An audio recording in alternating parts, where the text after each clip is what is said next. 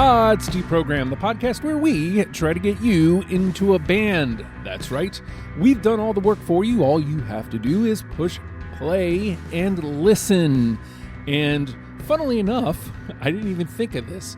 It is close to midnight in Australia. Tonight we are talking about Midnight Juggernauts. It's actually the morning here for me, but Midnight Juggernauts is the band today, and this technically never even went on the list. Josh had one of those moments where he was like, hey, I'm keen to do another one. And I started scouring and I pulled up one and he was like, you know what? I think we'd be more apt to do this one. So Midnight Juggernauts, Josh, tell me about this band, why you wanted to do them. Well, Jabbo and I were friends prior to getting into music, but it's only later on that I started to show him different bands. And this is sort of the first Aussie band we sort of bonded on.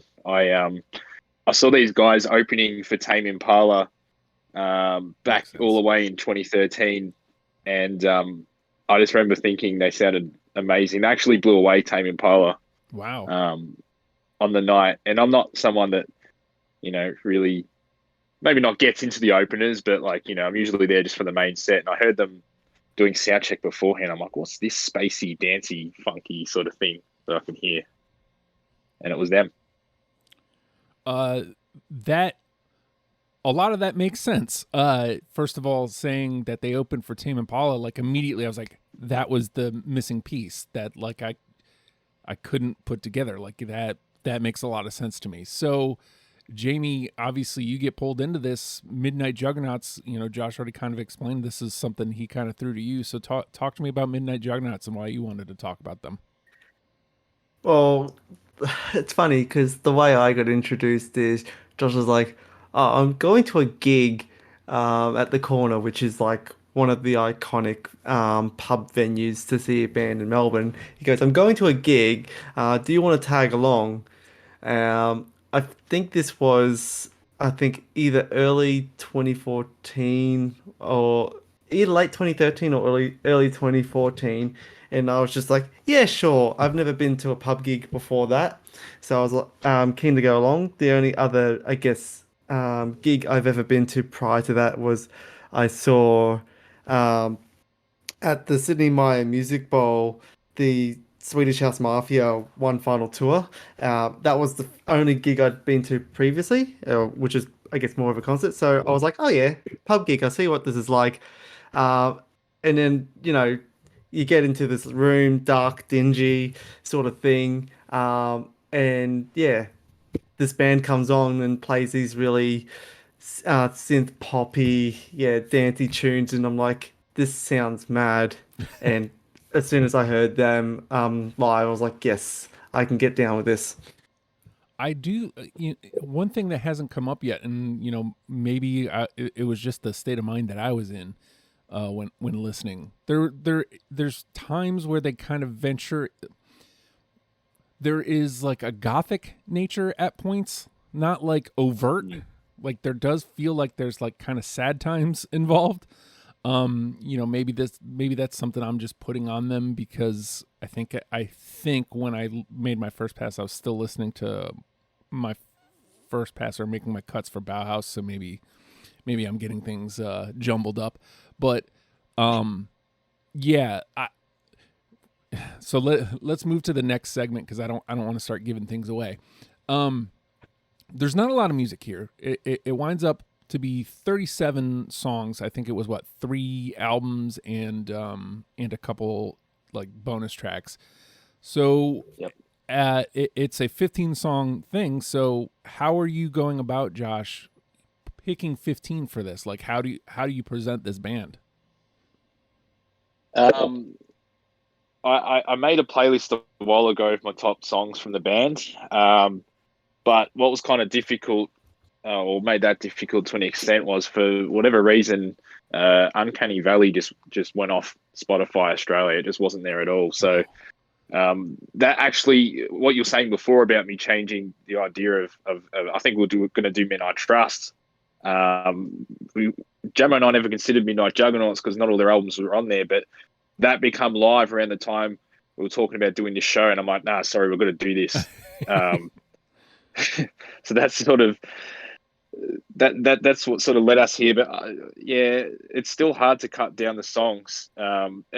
Sometimes I find it harder when there's less albums because I don't know. I feel like you're more open and you're more forgiving to songs. Whereas with a big discography, you just take what's essential.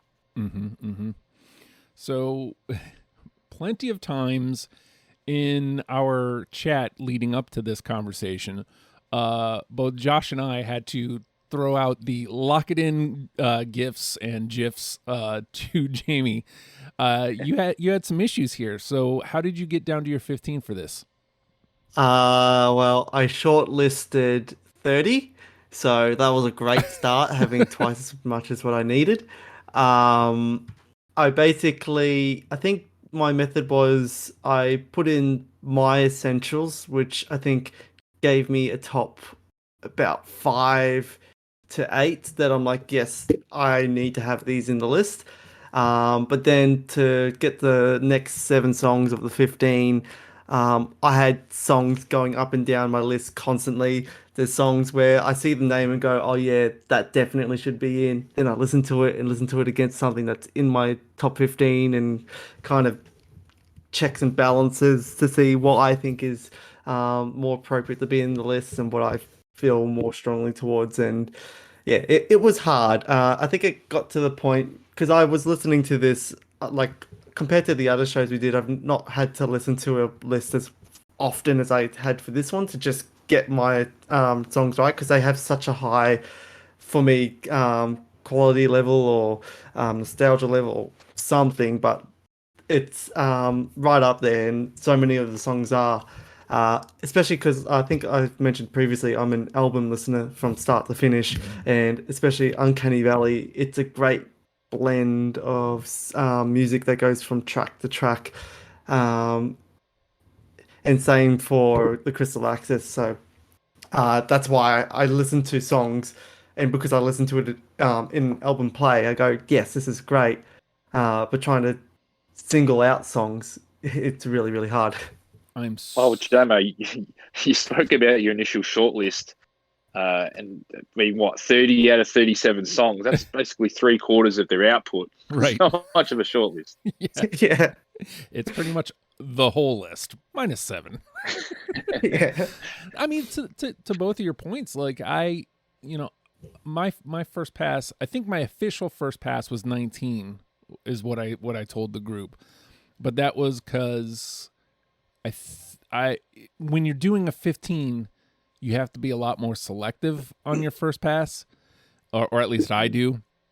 So like I didn't want, these like really tough decisions coming through as I'm trying to whittle down the last couple. I think technically speaking, I think I did like 22 or 23. And then I just kind of nipped a couple off before I was like, all right, let me sit down and get these last 4 off. I found myself, and I think to Jamie's point, I accidentally did this. I don't think I did it on purpose. I loved on my first pass Uncanny Valley, and I think that still rings true, but I think I found it easier to cut stuff from that because of what Jamie was saying is like when you take them out of context, they don't work as well. So I was like, all right, well, I'll take the easy outs where I can get them.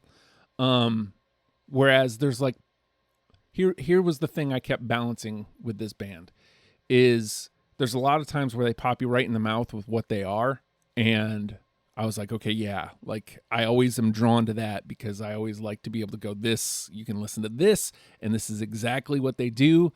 And then there's moments where it's like you kind of gotta wait for what they do. Like you gotta just give it 45 seconds, and it'll pop into something different, and you'll be like, okay, that's what they are. And like I said, strangely enough, there's points where like, again, maybe I was just in a place when I listened to these, but like it was kind of sad, and I was like, okay, like I can dig what these guys are doing. There's like a centralized like dancey spacey thing going on, but it isn't just that. So we've all said kind of different things, which makes me worry about, because we already only have 15. But Josh, based on everything we've said so far, how many do you think we'll get through unanimous? I'll go with 4. Okay, yeah, 4. What do you think, Jamie? I'm thinking 3. Uh-oh. All right, so this leaves me with the number I always want to take is on the board, and it seems optimistic at this point. Or do I go pessimistic? I can't see us getting less than 3. I really can't. It's on the board. I'll take it. 5. I think Death taxes and us stealing your number. yeah, like that's pretty much always. So that's yeah, it is what it is. All right, so we're going to take a quick pause, and when we come back, we won't play the game. It's deprogrammed.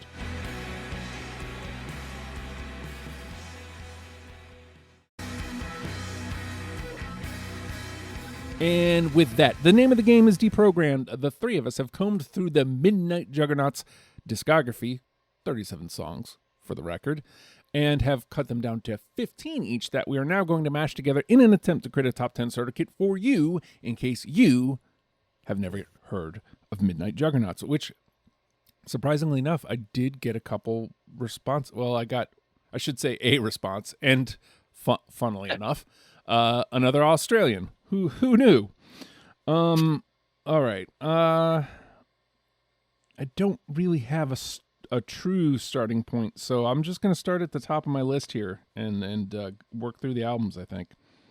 How about Ending of an Era? Nope. Yes. Okay. So we got 2 there. It's going to be like that, I think. We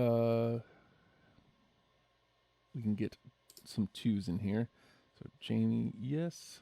Josh, no. All right, Josh? I know we mentioned Tame Impala before, so I think I'll go with Vital Signs because Tame Impala actually covered that song. But I think Vital Signs is probably the best single off the Crystal Axis. Absolutely. Yeah, I got it too. Yep. Oh, good. Phew. There we go. We got one.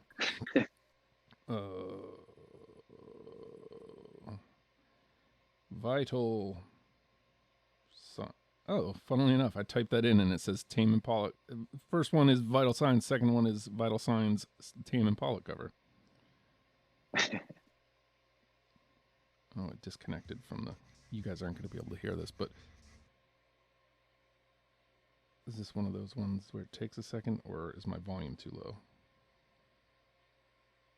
Oh my god, it just keeps disconnecting. That's what's happening. Oh. It's all right. Oh, I can hear something. There we go. Oh, it's going... Okay. I think... Jesus Christ. It keeps switching back to my phone. That's what's happening. All I heard was this really screeching guitar out of nowhere. A lot of the songs off the Crystal Axis have this it's a real uneasy album. Like, I don't know, it just seems really tense. And I know you sort of mentioned like gothic themes and like sort of sadness before. And I think that album especially, it does seem like a pretty heavy album. Mm-hmm. What's funny is like, so as I failed to mention this in the lead up is, you know, as I'm listening to Dystopia, as I often do, the first album kind of really does set the tone for what to expect, right? And I was like, okay, well, this is as hard as it's going to get. And then as I get into the Crystal Axis, I'm like, oh no, that isn't as hard as it gets. Like this is really telling me something different. So yeah, like, you know, I had some decisions to make. All right, so we got one. Jamie? Well, I think I'll go with what I think will probably be a big hit and probably one of the songs that people stumble onto first when they hear Midnight Juggernauts, and that's Into the Galaxy. Yeah, but Yep. we already knew that, didn't we? Like this is like a perfect Midnight Juggernauts song. Oh, Yeah. glad to hear that. It's a good choice. Yeah, I got it too. And I believe that was one of the answers we got on the Facebook machine. So that would have been that song. That's the song, and Ballad of the War Machine. Those were the two songs I heard them sound checking before Tame Impala. And I'm like, what is this? This spacey, like, but dancey thing that pops up in every description for the song, but it's just the best version of it.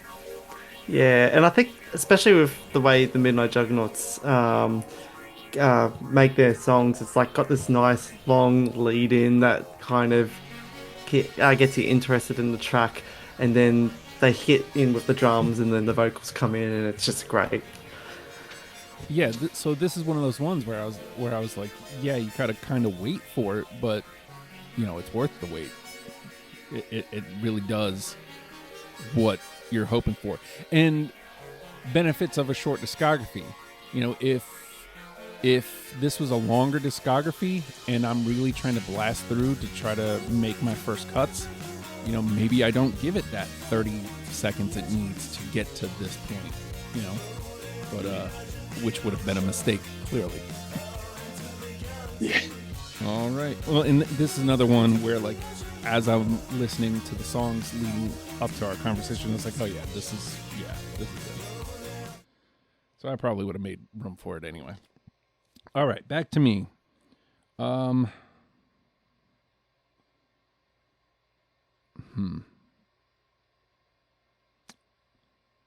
know what? I'll just keep going down the line. How about Shadows? Yeah, yeah. absolutely. Oh, Yeah. that puts us at 3 That already. that bass line is amazing. Like, it's the same chord progression the entire song, but you sort of don't care because that bass. Yeah, I love the double drum hit on the beat. Yeah. That's exactly what I was talking about leading in. There's songs like this where, like, it immediately gets you. Like, immediately hits you right in the face of, okay, check this. And then it's got the drums, it's got the bass line. And you're like, okay, cool. Like, this is something I can expound upon about what this band does. And then here you go. There's the spacey stuff. I say stuff like that, and you guys probably can't even hear that. So. I'm listening in the background. Yeah. All right. It's that whole first album, and it was. I like how you mentioned before. You're like, oh, this is going to be hard cutting it down, and you got to the Crystal Axis. Dystopia, to me, I almost found that easier to cut down because, to me, that's almost like a best of, even though it's not. But like the standout songs, they've really got. You can't say radio potential now, but they sound like songs made for the radio, like big singles, and they've got big hooks, and it's not necessarily molding together as much as an album as, say, Crystal Axis does. You know, it's quite dense the whole way through. But there's so many good songs on there. I actually think it kind of makes it easy to cut off the songs that aren't as good because the best songs on there, you're Into the Galaxies, your Shadows, they just stand out so much because they're so good. No, yeah, absolutely. Like, I think I found with Dystopia especially, you listen through all the tracks, and because they have more or less a hard cutoff and a hard start, you can listen to the start and go, oh, yes or no. So where the other ones, like, they bleed into another, and you really have to give them their breathing room to be able to make a decision. All right, Josh, where do you want to take us? Well, I'll stay with the theme of Dystopia. 9 Lives. Yes. Okay. Nope. That's probably good for the rest of the show. So that's 2. All right. Jamie? I think I'll go with my second favorite song on the Crystal Axis, and that is Dynasty. Yeah. Nope. All right. So that's it. As with all the Crystal Axis songs, though, it's still very good. It's just hard to cut down. Yeah. Yeah. Absolutely. All right.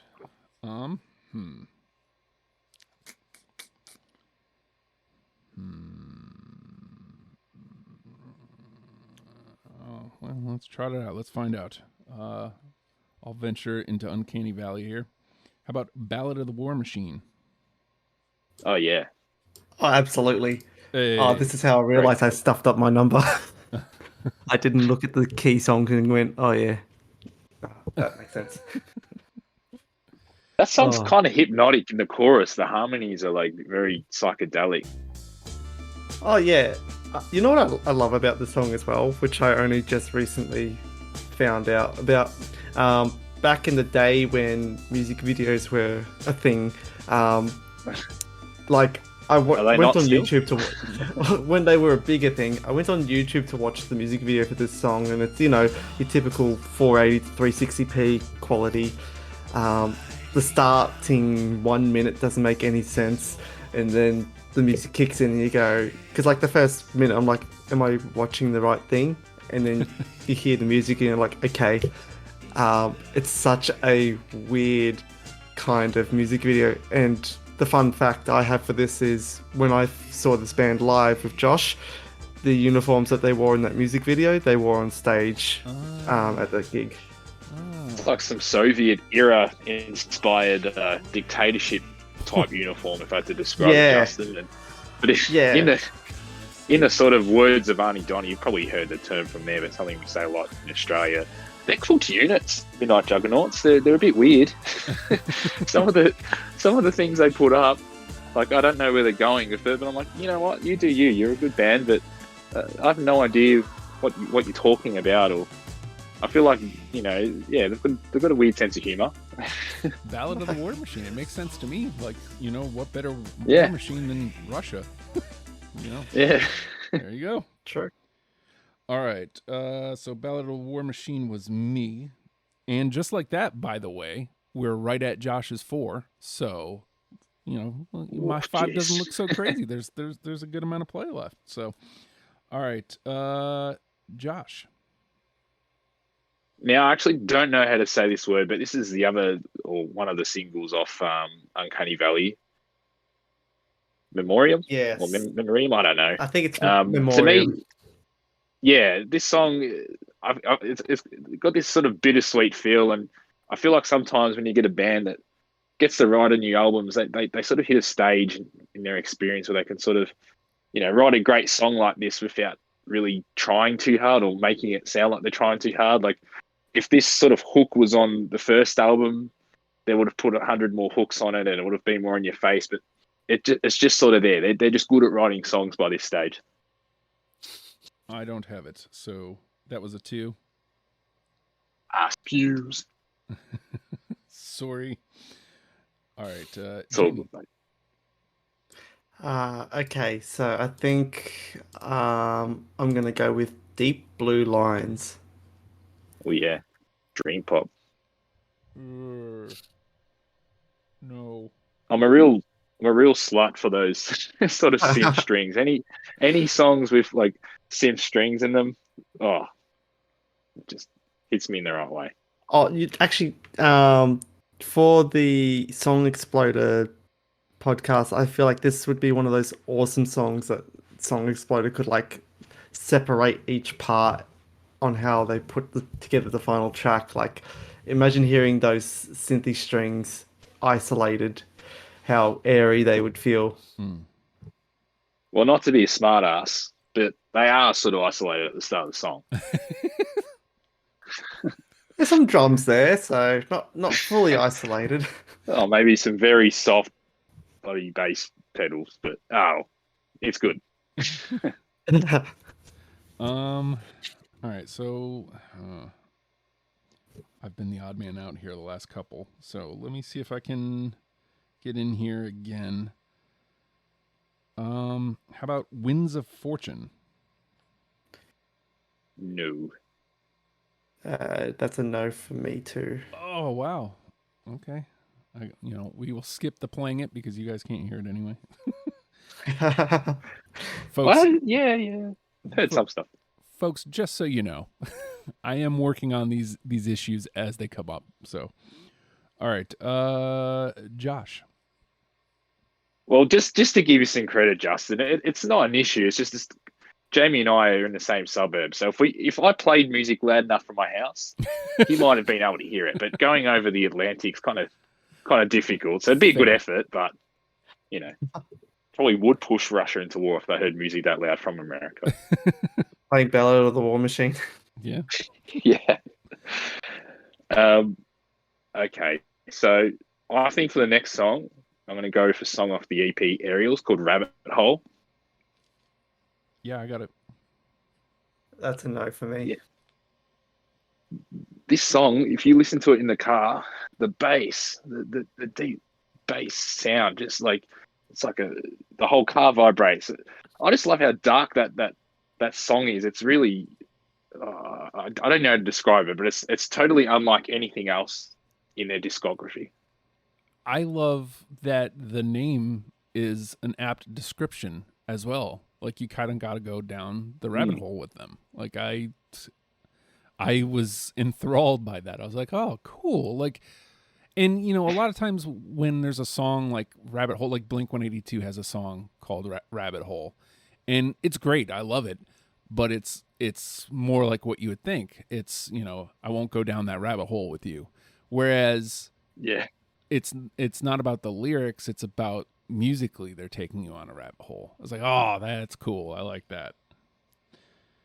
It's funny, Justin. Initially, when they released this, and it took me a few years to get used to it, it was actually entitled Woods for whatever reason on iTunes. Whereas everywhere else I've seen it online, it's been Rabbit Hole.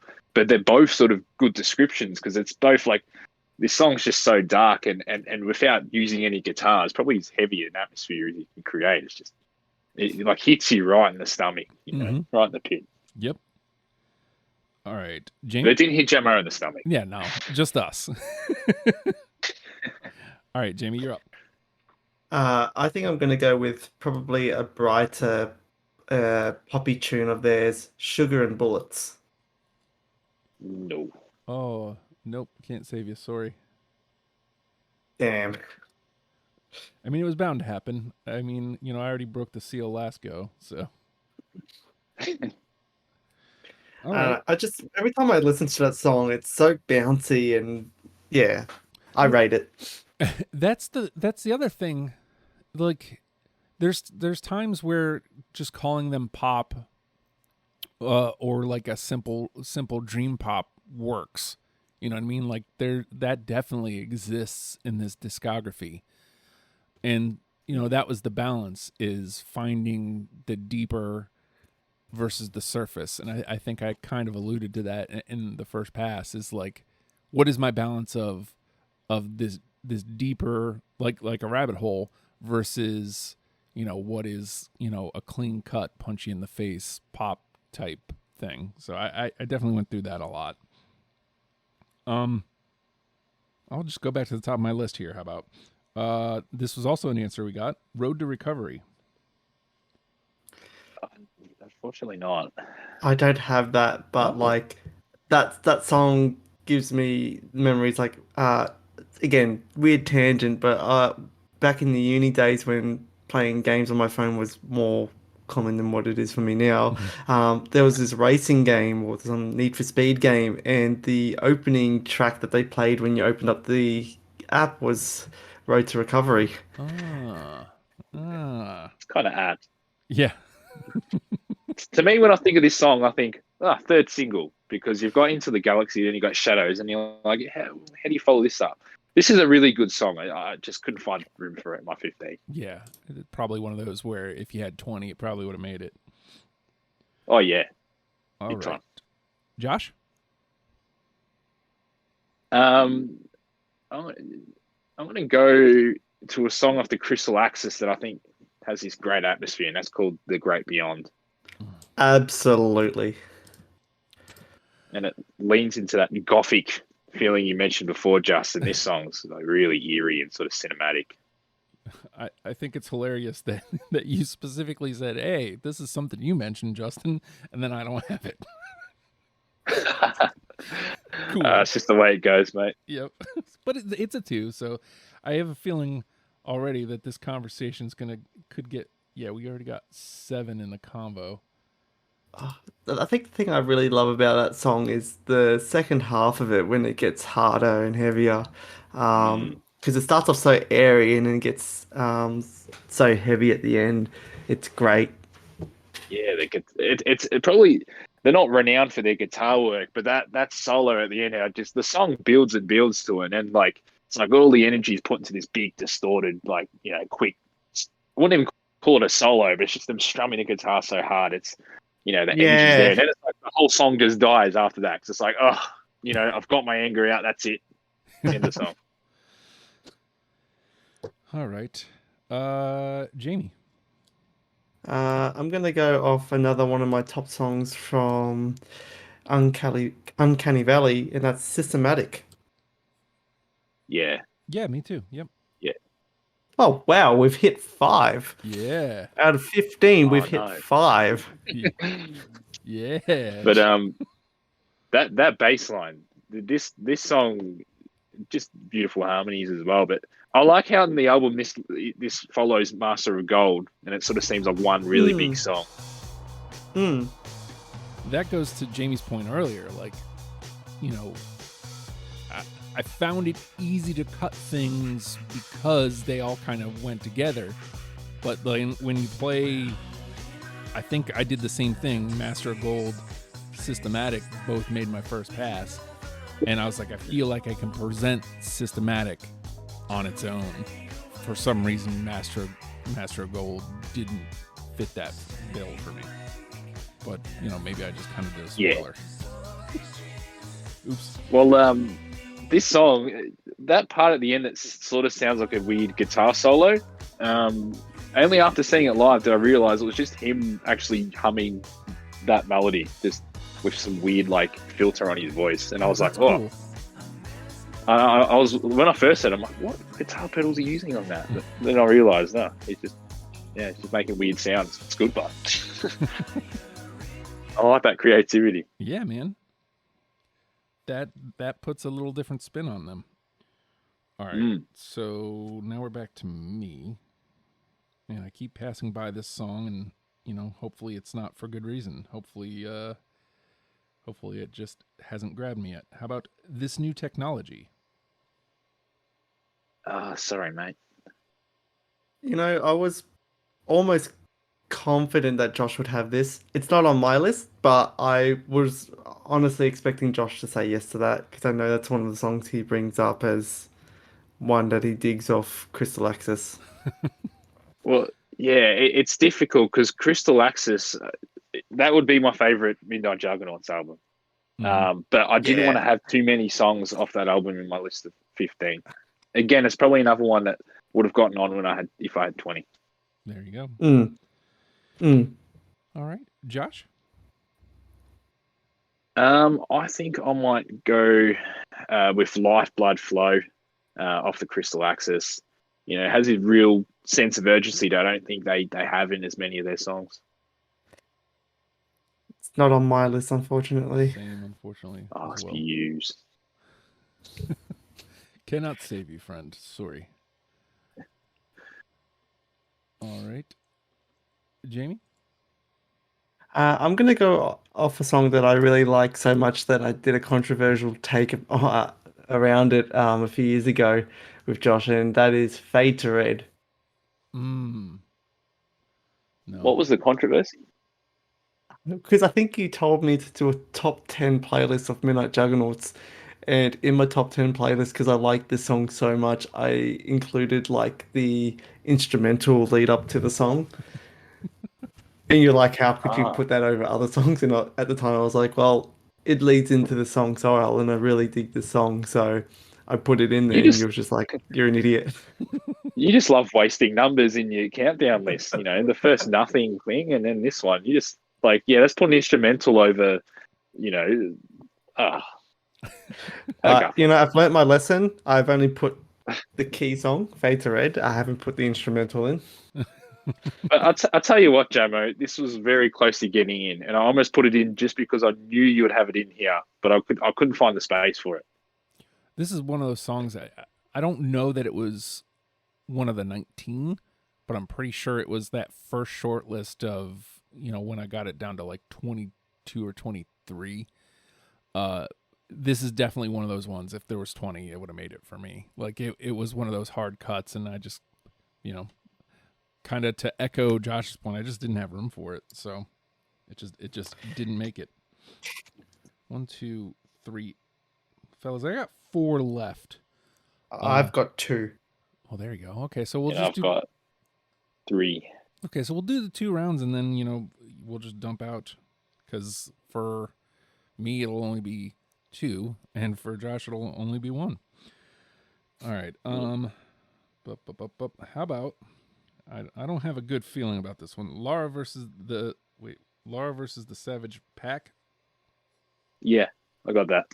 I knew that was another one I was confident Josh would have on his list. Unfortunately, it didn't make my cut, but again, me knowing Josh, I was like, I know how much he digs this song. Hey, got 2 though. Just has this weird sort of strut to it that I can't really describe them having in many of their other tracks. I don't know, it's kind of cool. A strut. I love Relentless. That's a great description. I like it. All right, Josh? It's funny, we were talking about Fade to Red before, and one of the songs I sort of kept out for it was HSL. I think it's sort of similar in that it sort of builds and HC to this point. HSL, HSP, you can tell it's almost near midnight. I'm starting to think about food, but yeah, it just sort of it's almost krautrocky and very robotic, and then it finally gets to this big dancey sort of chorus, and it goes back again. You wonder how it all happened, It hurts because that was number 16 for me. It is what it is. Then you die. Can't save you. All right, Jamie. I'll go with Another Land. Nope. I don't even know. Again, I love it for the reason that it just builds and then has a big explosive second half of the song. All right. Well, let's try this one. How about Seed Option? No, I do like that song. That's a good song, but not on my list. No, for me as well. All right. All right, Josh? I'm sad that no one else has this, but Virago. Again, that was one of the ones close, but no dice. Nope. All right. And I guess this would be your last one, right, Jamie? Yep. Streets of Babylon. That's another dream poppy sort of song, but no. Very pleasant. Nope, unfortunately. All right, so I'll just dump out my last 2 here. I didn't play these because, judging by the conversation we had, I'm pretty sure I'm going to be alone on these. I've got 20,000 Leagues. Oh, that's a good song. That's solid. And that's when he's doing his deep Bowie voice on it. Yeah. And then So Many Frequencies was my last one. Another solid one. I can't believe this. I got 5. I got it right. All right, and just for S's and gigs there, Josh, what's your last one? I think that was all of mine. Oh, okay. Unless I've missed one, but yeah. All right. Then let's see what we got here. I'm going to shake this up to put the 5 we got on top. I can't believe. Yep. Into the Galaxy, Shadows, Vital Signs, Ballad of the War Machine, and Systematic are in. And then what did we get here? 8 that we need to trim down to 5. We've got Ending of an Era, 9 Lives, Lara versus the Savage Pack, The Great Beyond, Dynasty, Memoriam, Deep Blue Lines, and Rabbit Hole.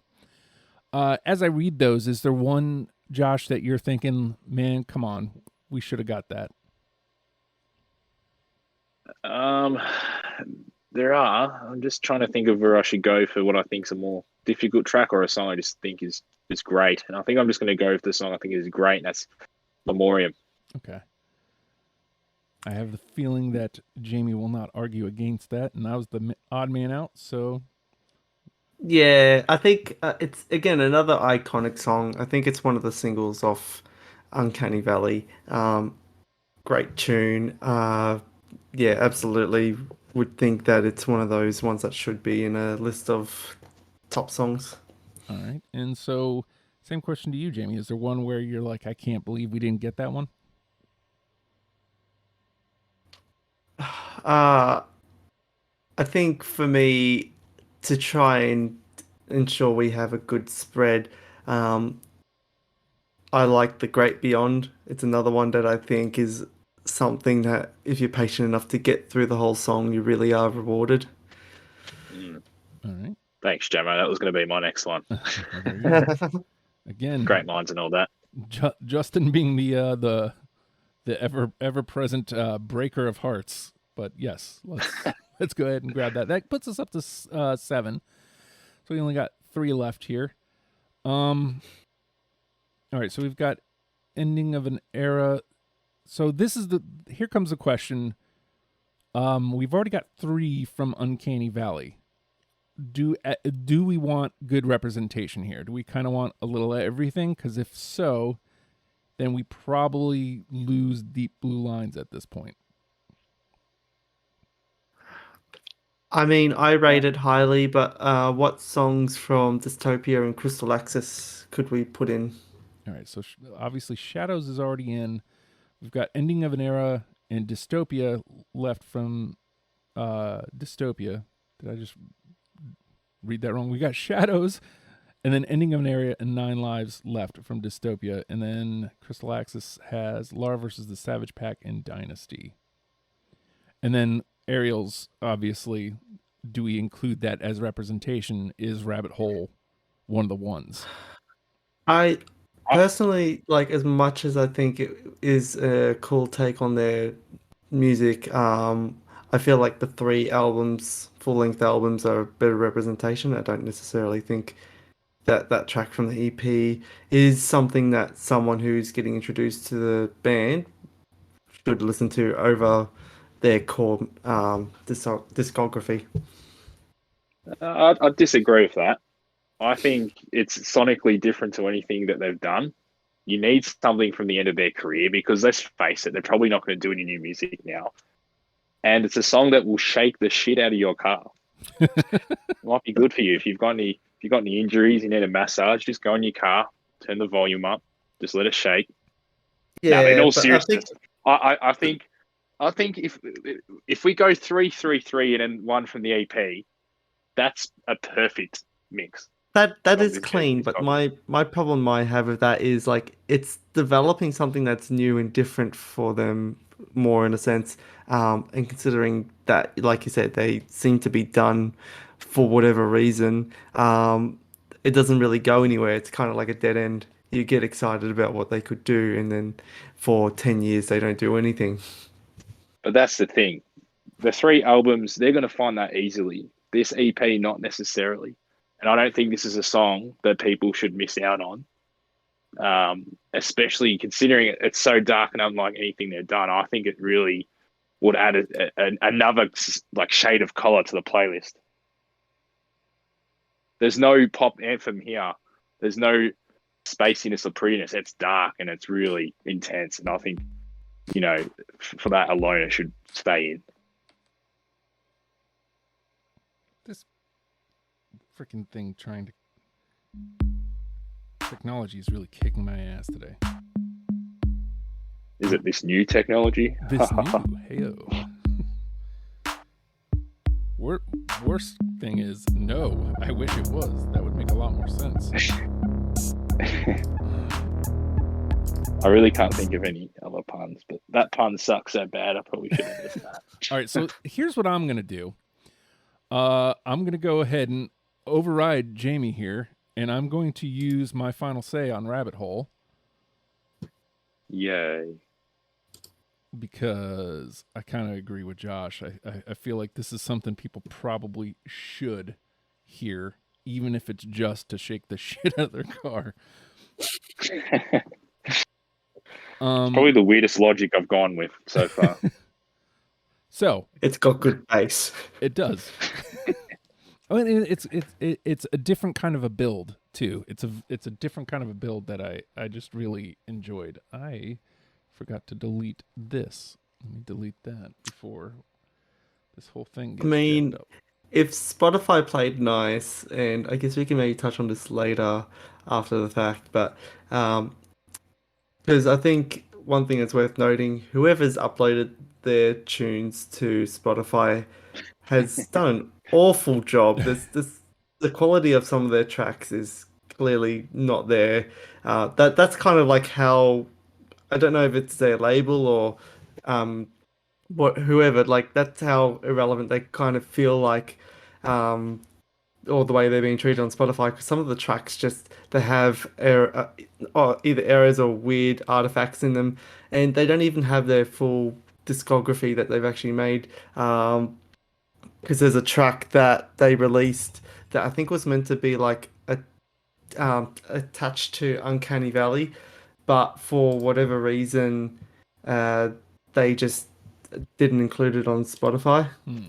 Um, Jamo, I agree with you for the most part because there are some parts in the songs that sort of skip. I know there's one in Nine Lives that's been killing your OCD, but the song you're yeah. talking about, that was a B-side to a single. So that doesn't necessarily have to Mm, be on Spotify. Not everyone puts their B-sides but on it's a Spotify. stellar track. Oh, yeah. Yeah, the song's called Mystery Unwind for anyone that would like to hear it. I think it's on YouTube. But yeah, that not every band puts their B sides on Spotify, particularly from 10, 11 years ago. But it is a great song. I would have put that in as well. Don't you worry. You know that. So I think this kind of cleans up these last two though.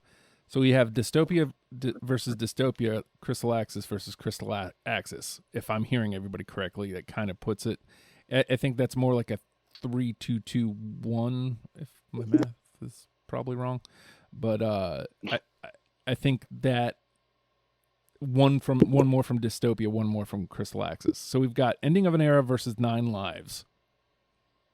Anybody have a strong opinion on which one of those?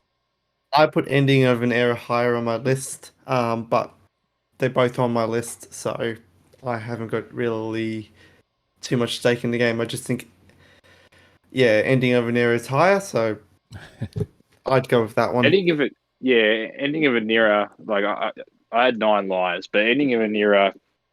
I don't know. It's probably more of a single sort of thing than Nine Lives. Nine Lives is a good album track, so you probably put Ending of an Era through.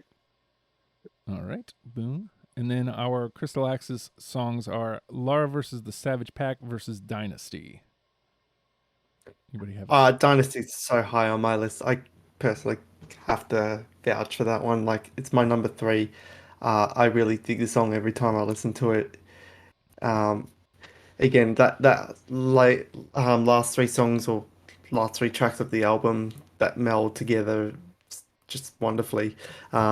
This kind of kicks it off, and for that reason, yeah, I think it's one of the top songs that I think should be on that list.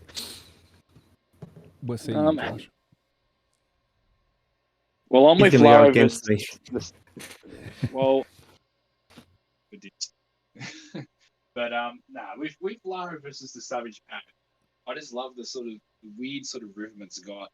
It's kind of different for something they've done whilst retaining enough of their spacey elements later on. I don't know. I think you've got to put the strut in the playlist there.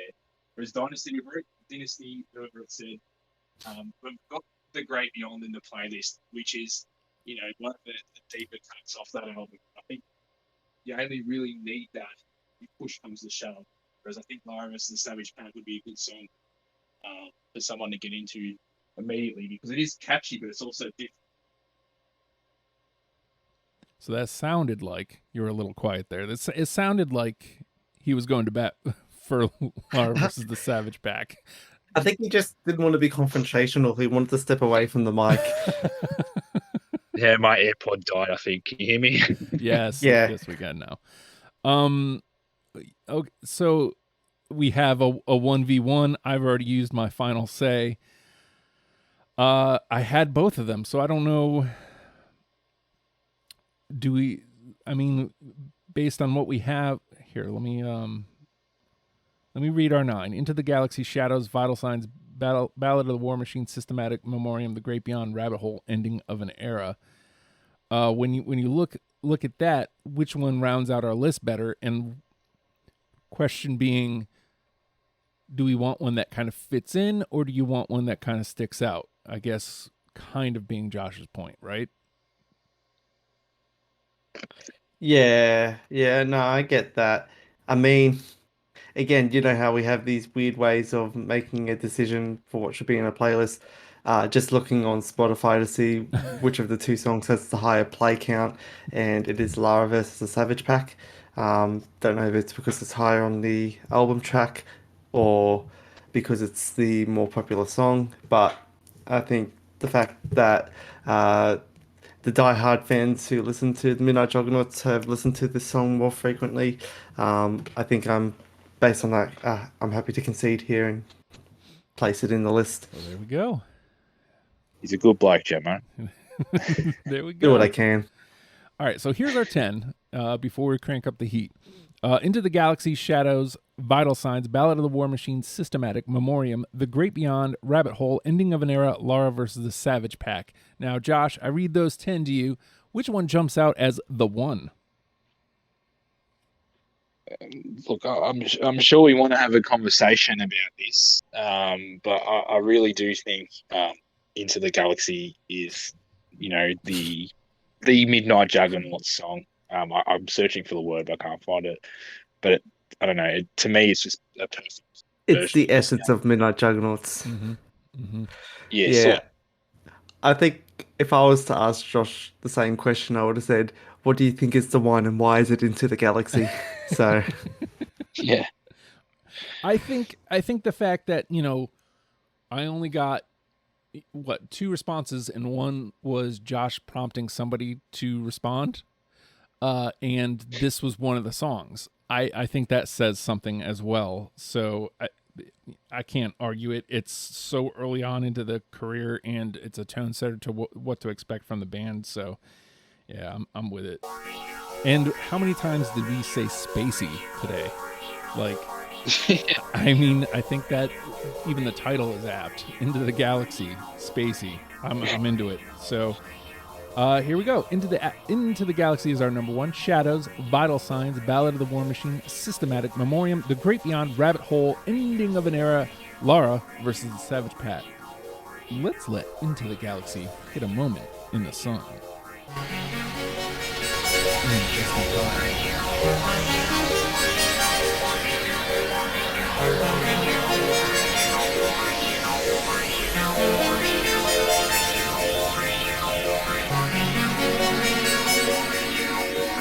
Roll break.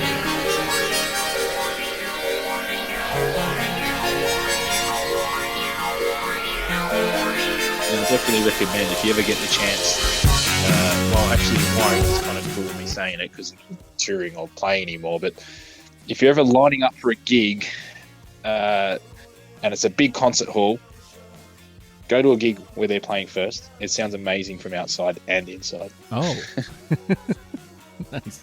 Yeah, I think the last opportunity I had to actually see the Midnight Juggernauts live, I was overseas. Josh messaged me going, they're playing, and I'm like, oh, that's unfortunate, I'm in Japan.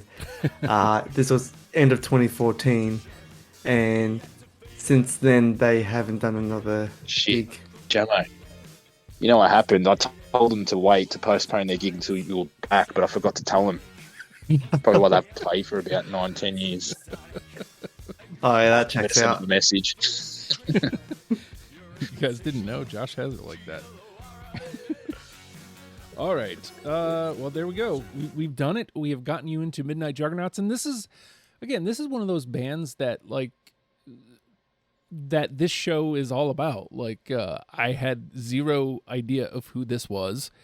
And, I don't know, man, like there's a lot of bands that you could say that about, but like you like to shine a light is what I like to do. I like to shine a light. And this is a band with only 3 albums. And I also want to say 2.5 hours. It's worth listening to just all of it. And I guarantee you, if there was anything that you liked that you heard today, just listen to the whole thing. You know, it'll do you good. You will appreciate it. And I would appreciate it if you went to patreon.com/ohhijustin. $1 a month gets you in the door. I'm working better at creating more content there. As I mentioned, I'm kind of in between machines, and like I've tried to make. I also realized that I kind of have to do Oh Hi Justins without music now, so I think those might start coming again at a more regular pace. But we would love to have you aboard. It gets you access to Deprogrammed early. It gets you access early to the after the fact conversation that we will have almost as soon as I hit the space bar on this episode. We will start talking again, so you can get that pretty much almost immediately. And then, you know, it's just a way to say thank you to the hardworking people here at Deprogrammed USA. Also, you can join us on Discord. We are the Legion of Stupid, and the best way to do that is by going to legionofstupid.com. Scroll down to the bottom, and if you do that, let me turn that down for a second. legionofstupid.com, and if you do that, you can go to the bottom. There is a Discord link. Click that. It'll be an invite. It'll be good times. You can listen to the show there. We are a podcast. You can rate and review on all podcast platforms. That would be greatly appreciated. And with that, Midnight Juggernauts. Learn them and love them, people. We'll see you next week. Bye.